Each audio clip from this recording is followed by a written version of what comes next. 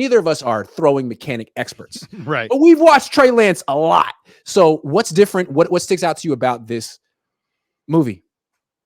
Well, I mean, first of all, it's to me, I would compare it to a hitter in baseball that has a major hitch in his swing, right? And it's like, hey, at this level, you can have success in college or high school or in the minors with a big hitch in your swing, but in the pros, when you get to the major leagues, the fastballs are coming in so hot you don't have any time to decide what you're going to do, and so you got to clean that up. And that's kind of what I saw. It's a quickening of his release. It's an elimination of a little bit of a loop.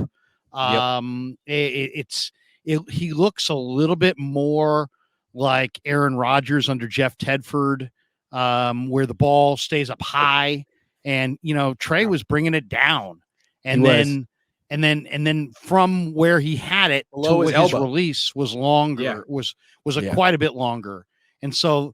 And you're right. I'm not a quarterback coach. People that I've talked to said, man, it was a mess. But I think that had a lot to do with where the ball sits, rests, as opposed to how much movement there has to be before it's literally coming off your fingertips. So he eliminated that. To me, he's worked with Christensen on his throwing mechanics. He's keeping the ball higher now. I see much less of a loop in his throw. So overall, I would say it's an overwhelming positive, because you got to remember this. When defensive backs are watching cut-up films, they watch cut-up films of the quarterback and they watch cut-up films of the receivers, and they're breaking on the quarterback's first movement to throw. And if your first movement to throw, is down at your waist, and then you got to bring it up and then bring it back and bring it forward, you're giving them a second, 2 seconds or more of extra time. If you can keep the ball up here closer to where you're going to release it, you're giving your defensive backs less time to break on your throws. And so overall, that's nothing but a positive. I think it's interesting that Jeff Christensen is the guy who taught Jimmy Garoppolo in high school to throw. And Jimmy's known for his quick release. And what we see right now from Trey is a much quicker release. In the past, it seemed like he would dip the ball below his elbow and then throw very freaking hard. Now the ball's up and out quickly, and that's important. Other thing I noticed, and maybe this is, general, but he's not throwing as hard as he used to, in a good way. I felt he threw too hard. Like he was too effortful in his delivery. I was impressed at first. He powers the ball with his arm, but then I saw Justin Herbert throw in person, and it was very effortless. There are the best quarterbacks in the world can throw it with zip, and it doesn't look like they're even trying. And Trey has the athleticism to do that, but he didn't throw that way. And that's why he had arm fatigue. And just looking at him now, this is how I felt in OTAs and minicamp. He doesn't look like a guy who's going to be suffering from arm fatigue anymore. It feels like much more of a body motion, not an arm motion. He's not overpowering the ball. It seems like he's a good athlete who's getting the ball up and out quickly. That's I agree. Intriguing. It is intriguing. The other thing is I want to see, does he lack any speed on the ball now that he's shortening his stroke? Because how much of that was build up speed as opposed to zip? Like Garoppolo had an ability to literally just fling it off his ear, just absolutely spin it, and we saw a little hip torque. It's a little hip torque. That was it. Well, I mean, just your natural ability and the size. Sometimes it's the size of your hands. I mean, Dan Marino was so good at just the flick of the ball, and the ball came firing out of his hand. How much of the velocity that Trey had on the ball, which I think is overall a good thing because it helps you squeeze it into tight windows when you need it, has he lost any of that with the shortening of the motion? That's what I'll be looking for. Well, we'll see. He looked like a guy who was an arm thrower the first 2 years of his career.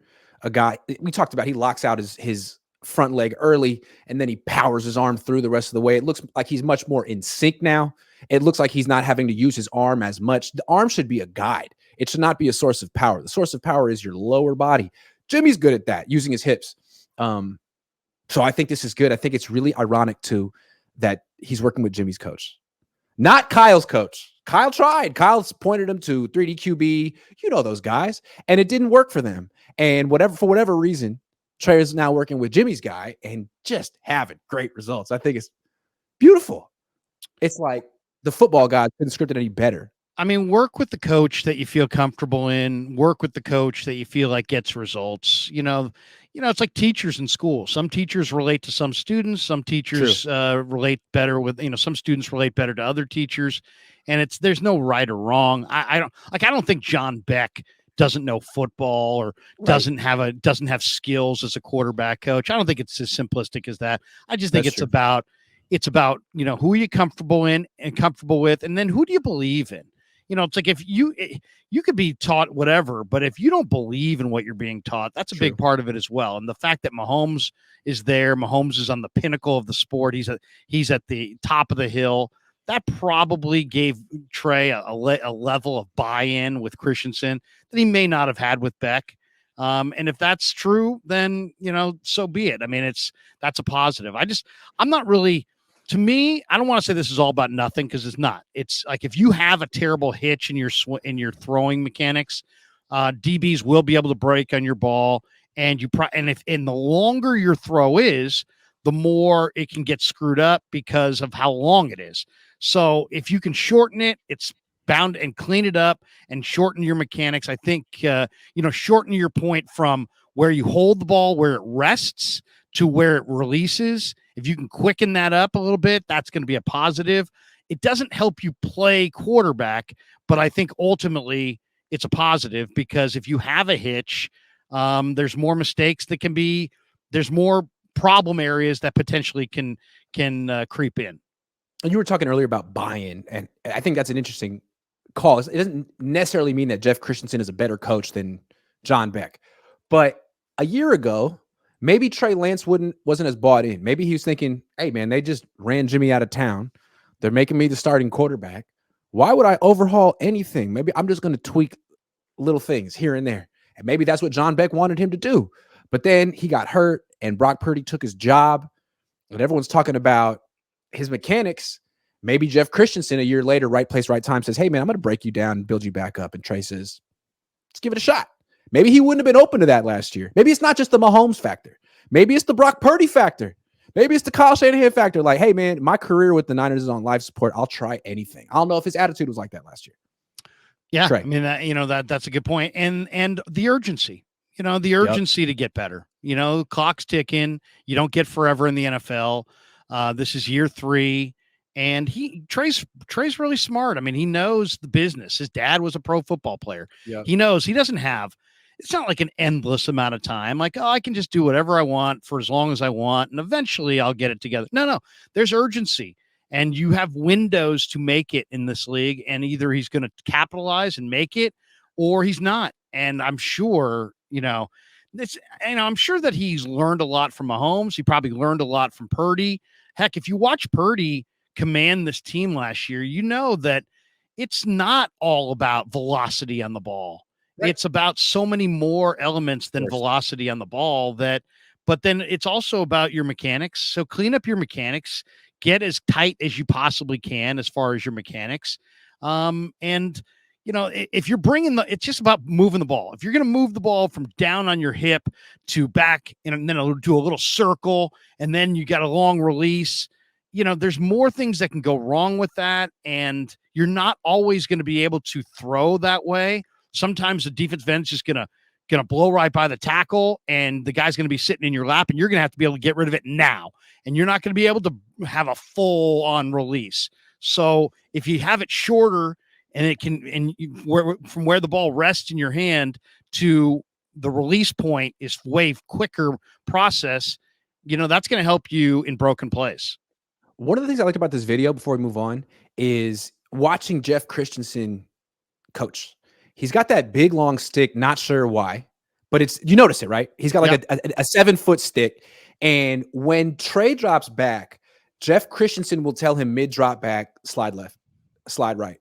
So it's not just a static drop back. It's trying to recreate some game situations, right? And then do the new throwing motion. Like, don't just do a mechanical, 7-on-7 type of deal. Like, try to move around and do it.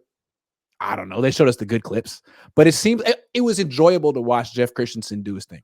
And I want to know what that stick's about. Why the stick? What do you do with that? Yeah, I mean, do you hit? It's like, are you going to smack him if he does it wrong? What's going on? That's a great question. I tried to contact Christensen to get him on, but I don't think he's in a mode to come on. I saw that he had followed me on Twitter, so I was like, oh, okay, nice. maybe I'll throw a message to him and see if we can get him on, but I haven't been able to get him on. So I would like to. If I were him, I would wait for Trey to take off. If Trey's like 5-0 with 115 QB rating, then all of a sudden, if I were Jeff Christensen, I'd be like, yeah, I'm doing all the interviews. Ask me how I did it. But he hasn't done it yet. You know what I mean? It's a little premature from Christensen's perspective. Well, but I don't even think he's going to do it at all because Mahomes is also one of his pupils, and how many times has he interviewed about Mahomes? Not very much. So I think overall he's a former Eastern Illinois quarterback who had a cup of coffee in the NFL. He knows the business as well. He knows the media side of it, and he probably understands that do your work privately, talk less, let your actions, speak for you. Christensen was drafted the same year as Marino, no? He was in that. I think he was in that 83 class. Yeah, well, right around there because he played, I think, in like 85 through 87, something like that. Here, let's Cincy, Cleveland, Philly. I know he played Cincy, Cleveland, and Philly, and he went to Eastern 83. Illinois. Eastern Illinois. Okay, round 5, pick 137, Eastern Illinois. He was in that famous greatest quarterback class of all time.